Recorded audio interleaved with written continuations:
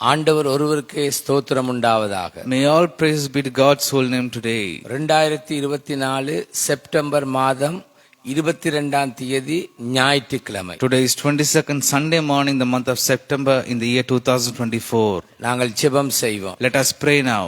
இயேசுவின் நாமத்தினால் In the name of Lord Jesus Christ. கீழ்ப்படிதலோடு வாழ கிருபை செய்வீராக. Help us to live with obedience.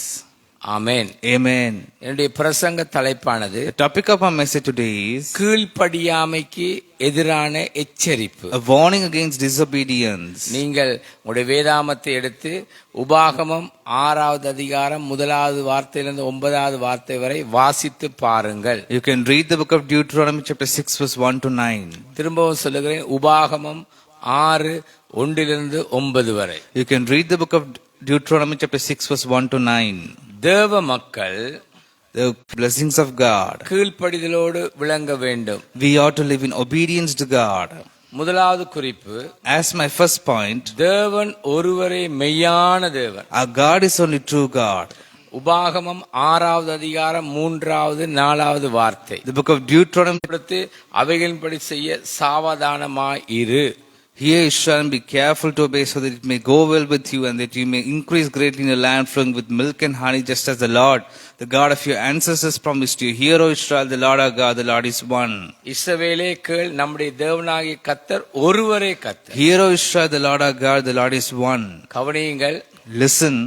உண்மையான சாட்சிகளாக விளங்க வேண்டும். We ought to live a life that is a true witness to God. அதாவது God's word in a serious way. உபாகமம் 6:5 6 வரை. The book of Deuteronomy chapter 6 verse 5 to 6. நீ உன் தேவனாகிய கர்த்தரிடத்தில் உன் முழு இதயத்தோடும் உன் முழு ஆத்துமாவோடும் உன் முழு பலத்தோடும் அன்பு கூறுவாயாக.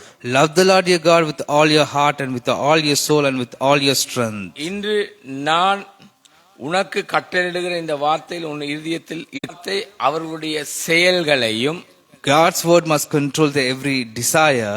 கவனிங்க, கை என்று சொல்லப்படுகிறது, கை. Listen, the hand.